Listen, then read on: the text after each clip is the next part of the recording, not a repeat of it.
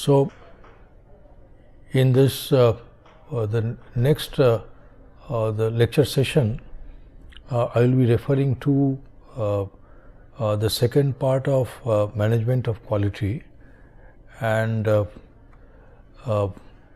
under this topic, the management of quality, the second part, we have 5 lecture sessions, and in the lecture 1, we will be discussing the philosophies in the field of TQM.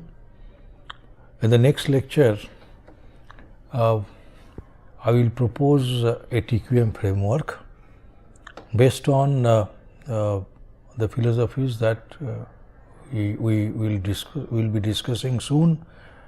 Then we will move to lecture 3, where we will be discussing the so-called 7 tools of TQM and new 7 tools. The next lecture, we talk about leadership for quality and benchmarking. These are the 2 important issues related to quality management. And in the last lecture, that means the lecture 5, the topic is quality system standards. Now, right now I will be discussing the important philosophies in the field of TQM. So, this is lecture 1 under the topic management of quality 2, and this is the first topic in the 3rd week of the course. So, there are many well-known persons in the field of quality who have contributed to the cause of TQM, and their contributions are recognized worldwide by the researchers and the practitioners in the field of quality. Now, out of many pioneers in the field of quality, 3 persons take prominence in propagating the concept of technology worldwide, and these 3 persons are W. Edwards Deming, Philip B. Crossby, and Joseph M. Juran. And any student in quality, they should be anyone who is interested in studying say the quality systems or any issue related to quality, he or she should be aware of the contributions made by all these three pioneers in the field of quality control and management. Now, let us talk about the Deming's philosophy. Now,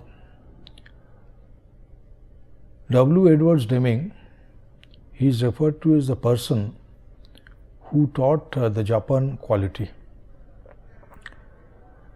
and what he says that whenever you talk about quality, your focus should be on management. And why? Because the management cannot pass the buck. That means ultimately the responsibility rests with the management of any company, of an organization. So, this is point number 1. Then we know what is extended process, and whenever you believe in the principle of extended process, we say that workers, management, vendors or the suppliers and investors must be considered as a team. The third important point is, without management commitment, total quality systems or TQS cannot be adopted and implemented. Okay, later on you will come to know that whenever you talk about the TQM as a framework, there are 5 pillars in this framework, the so-called pillars, and one such pillar is the commitment. The next important point is that the Deming recommends 14 points for management to provide the necessary sense of direction. Okay, that means there must be a sense of direction to achieve the quality standard. Okay, for a systems, for a product, or for a process. So there are these 14 points are referred to as the Deming's 14 points. So what are these 14 points? So I will just read them out. First one is create a vision and demonstrate commitment. That means the vision related to the quality, and the management should commit to this particular vision related to quality. Learn the new philosophy. That means what we say, that the quality related issues are changing very fast, and you have to adopt to the new conditions, and that you have to know what are the new requirements. Okay, as the technology changes, as the systems the characteristics they change, so you have to learn the new philosophy all the time. It's not that you just believe in just one particular concepts related to quality management and you stick to that. You will not adopt the new concepts, or you will not be aware of the new issues. The third important point is the understand inspection. Now this is very, very important, in fact, that because when you start inspecting a particular unit, now as an inspector you must be aware of, or you will come to know what are the important the quality related problems or the quality related deficiencies. Fourth one is stop making decisions purely on the basis of cost. Yes, definitely. While you produce quality, okay, you also incur cost, but your focus should be on quality. First you try to achieve quality, and then you check that at what cost you are getting the quality. Fifth one is the improved constantly and forever. That means it is a continuous improvement philosophy you must believe in. Sixth is without training, is it okay? You cannot achieve your goal. That means there must be the trained manpower. So institute training is the sixth point. Seventh point is the institute leadership. So that is a very challenging assignment in almost all situations. So whenever we discuss the leadership aspects later on, so we will focus on these aspects, how to institute leadership among the persons. Eighth one is the drive out fear. So the management style should be such that it's not that the control and monitoring we do for identifying the mistakes part. That means you must not have a negative mindset. The next one is optimize the efforts of team. That is very important, in fact. That means you get the best possible effort from the team. The next one is the eliminate exhortations. This doesn't pay off. You say that, okay, why don't you, from the next month onwards, why don't you increase the quality by, by say 10% or 15%, or you say the quality is job number one, something like some, you just put some slogans, and then you try to force someone to do the work as per your philosophy. So this doesn't pay off in the long run. 11th one is eliminate numerical quotas and management by objectives. So this is his viewpoint. Sometimes we are biased with management by objectives. It has its own limitations, and management of objectives, or when you set numerical quotas, all the time. Now it may violate the basic principles of say the quality management. The many principles we have learned, and you will find that so in order to apply those principles, okay, for quality improvement purpose, the setting numerical quotas and management by objectives, okay, may not match with the requirements which you ask for from a quality management systems. Remove barriers for pride in workmanship, okay. And point number 13 is encourage education and self-improvement in order to improve the potential of the persons involved. And number 14, that is the last point, is the take action. Okay, it's not that easy in many a time. Okay, so these are the 14 points.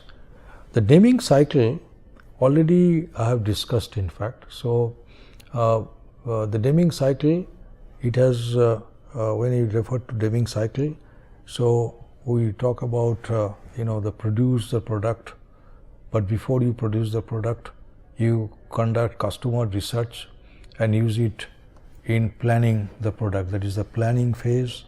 Then when the doing phase, then you check the product to make sure it was produced in accordance with the plan, that is the check.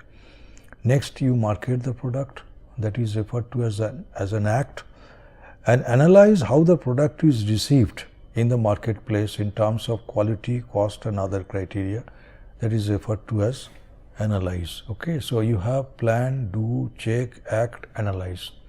Okay, so this is basically, this is referred to as the Deming cycle. These are all interrelated: plan, do, check, act, analysis. Okay. Next, Deming has identified the so-called the deadly diseases, and they are 7 in number. So what are those? Let me read them out. Lack of constancy of purpose, that is most constancy of purpose. That means constantly you are changing your goals. Is it okay? So under certain condition, the quality improvement is not possible. Emphasis on short-term profits. So whenever you implement a quality management systems, that means you think about the long term. Okay, in the long run, what actually you are going to achieve. Is it okay? So this is very important. Emphasis on short-term profits. Many companies they believe in the short-term profits. So it under such the condition, the quality improvement may not be feasible. Personal review systems for managers and management. Is it okay? So this is also referred to as a deadly disease, and you are always setting some targets, you are always setting some objectives and all. Okay, so this may not pay off in the long run, and so he doesn't believe in the concept of performance evaluation, merit ratings and annual appraisals. So he says that these are all part of this disease. Job hopping by managers. You know what is it? Job hopping by managers. And when you talk about constancy and consistency of purpose, you just remember this particular figure. X-axis represents goal. Say, the goal could be, say, productivity improvement, and you set a level. And over the time periods, you constantly you say that the productivity is the key, and productivity improvement you must have. So this is referred to as constancy of purpose. This is referred as the constancy of purpose. Getting my point? So come whatever may, you say that this is my goal. Today, tomorrow, day after. And initially, when you are new to the system, maybe this is your target, you have a lot of variations. So slowly you try to do one thing, that means your target is here. Okay, so the actual value may be somewhere in this zone. Is it okay? So the variation across the target value is getting reduced. So this is referred to as consistency of purpose. So first one is the constancy of purpose, and second one is the consistency of purpose. Okay. Then continuing with the Deming 7 disease, using only visible data and information in decision making with little or no consideration given to what is not known and cannot be known. Excessive medical costs, excessive cost of liability driven up by lawyers that work on contingency fees. So these are referred to as the Deming 7 deadly diseases. So if you have any one of these diseases, so it may not help you in achieving or in establishing a quality management systems. Now the next one is the Crossby's philosophy. Now the Crossby, his approach begins with an evaluation of the existing quality systems. So that means the evaluation, first you assess well existing quality systems. Then what you do, you go for identifying where do you stand in the so-called quality management grid. Now he has proposed this quality management grid. It identifies and pinpoints operations that have potential for improvement. The grid is divided into 5 stages of maturity and 6 measurement categories. So what are these measurement categories? Management, understanding and attitude related to quality. Quality organization status. How do you handle problems with respect to quality? Cost of quality as a percentage of sales. I have already explained what is this cost of quality, what is the elements. Quality improvement actions and summary of company quality postures overall. What is your the posture, what is your standing in respect of quality. What are the stages of maturity? You have 5 stages of maturity, like uncertainty. We do not know why we have problems with quality. Next one is the awakening. Next one is the enlightenment. Fourth one is the wisdom phase. That means in the wisdom phase you say the defect prevention is a routine part of our operation. So you are at the wisdom stage. That means from the defect detection you have already moved to the defect prevention. So here stage wisdom, but ultimately you must go to the certainty stage. And what is this certainty stage? We say that we know why we do not have problems with the quality. Is it okay? So these are the 5 stages. 4 aspects of quality management. First one, he says you must stick to one kind of definition of quality. Quality means conformance to requirements. Systems for achievement quality, the rational approach is prevention of defects. He emphasizes that. What is the performance standard? Performance standard is the 0 defects. And what kind of measurement systems you employ? The performance measurement is the cost of quality. Okay. These are the 14 steps for quality improvement as proposed by the Crossby.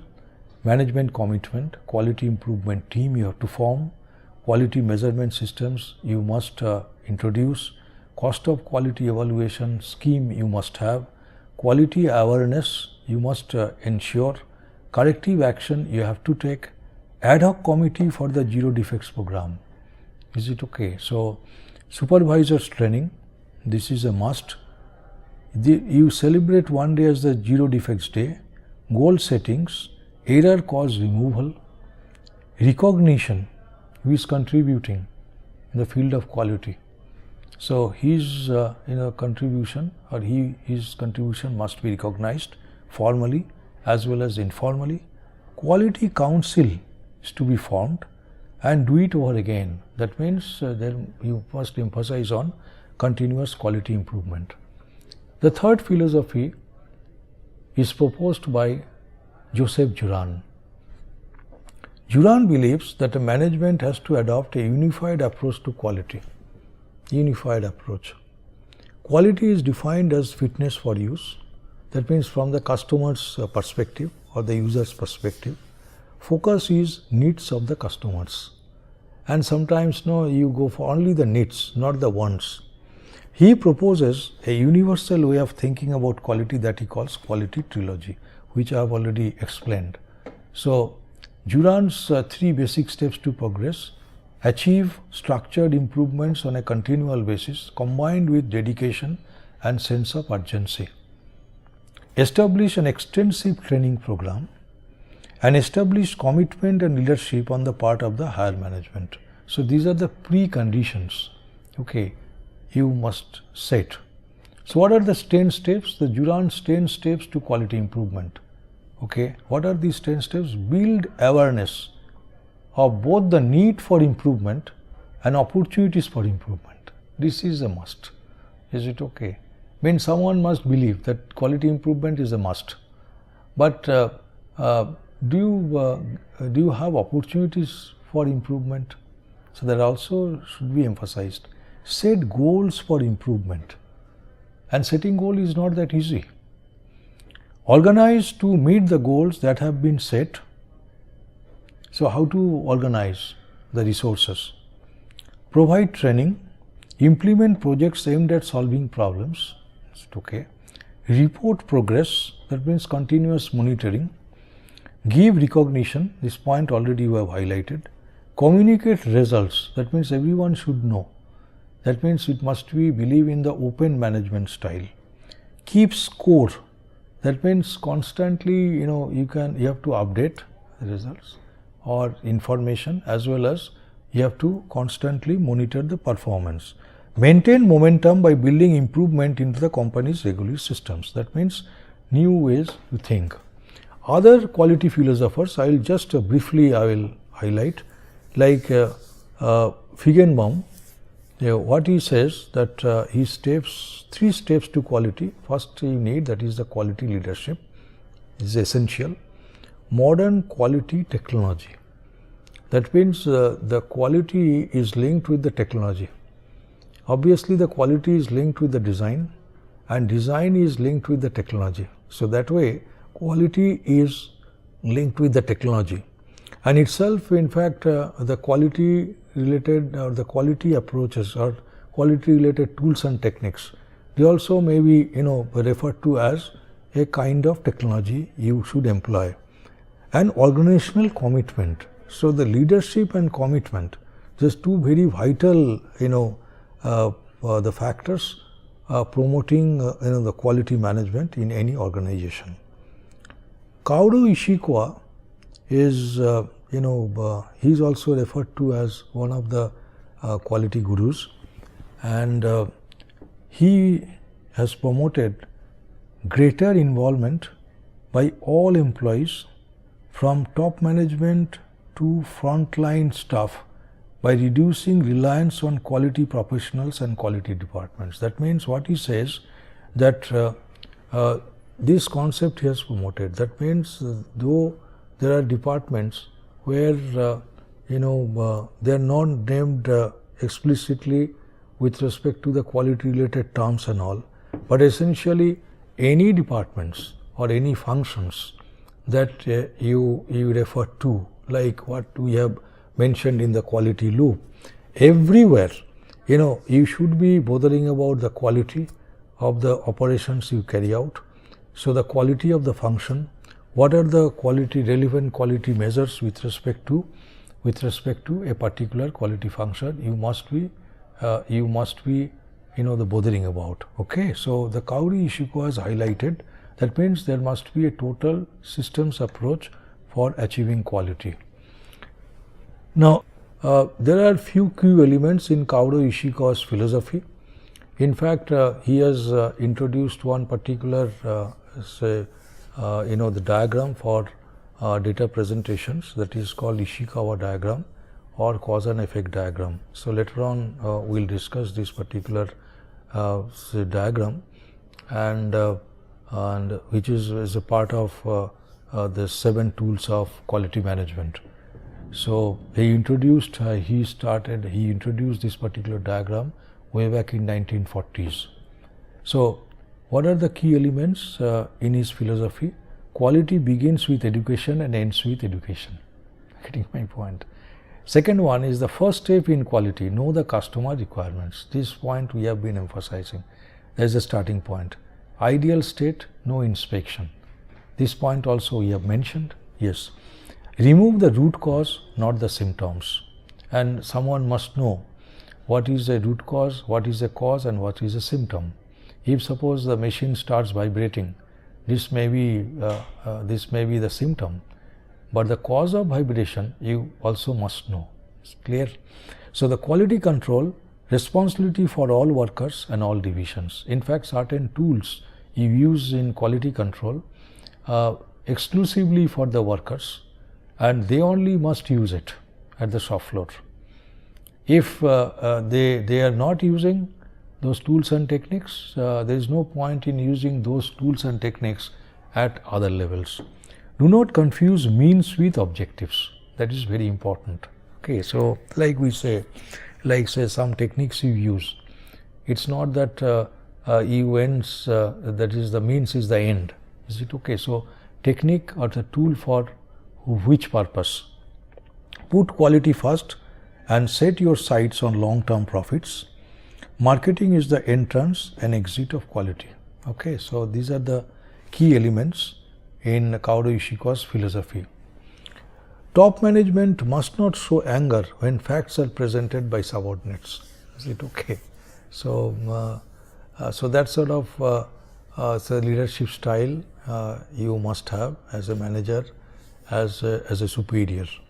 90% of the problems in a company can be solved with simple tools for analysis and problem solving. That's why you will find that many Japanese organizations, okay, so they recommend a few tools and techniques for implementing the quality improvement measures in their organizations, and they make sure that majority of these tools and techniques must be very, very simple to understand, and they must be adopted by the majority of the employees, okay, irrespective of their position in the organization structure. So that's why the simple tools as far as possible we must use. Data without dispersion information are false data. That means we say sometimes that in many places what you will find that when they talk about the quality, they with respect to a quality characteristics of a component of the part, many a time you come across a situation where only the mean values or the average values are specified, but only in very few cases the measures of the dispersions, like say even the standard deviation or say interquartile range or even range are mentioned. So we must understand that unless we focus on variability reduction, there may not be much gain in quality in the quality level. So other quality philosophers like Jenichi Taguchi, so already I have mentioned that when we discuss the offline quality control, okay, it's basically part of quality engineering. We have already discussed quality linked to societal loss, like the loss function. Design of robust product. This robustness also we have explained. That means the effect of uncontrollable noise factors on the performance of the product is minimum, and you have to achieve these conditions, and for which certain say the Taguchi's method you can apply, particularly the parameter design. Steps to achieve robust product or processes like system design, parameter design, and tolerance design. Is it okay? Again, we are referring to this, and the concept of quadratic loss function and signal to noise ratio as performance measures. Okay, so these are the the part of his method, and these are the terms and terminologies he has proposed and he has defined, and with respect to these terms and terminologies, okay, and with respect to the design procedures, he has explained his method. So we have concluded that if you want to develop your say the management systems for quality, you should be aware of that what are the philosophies already being proposed by several quality gurus. And once you have this knowledge base, it is expected that in a given system, in a given organizations, or at a particular workplace, you will be able to propose a structure or a framework for quality management which is implementable and which meets the basic goals of quality improvement in the long run.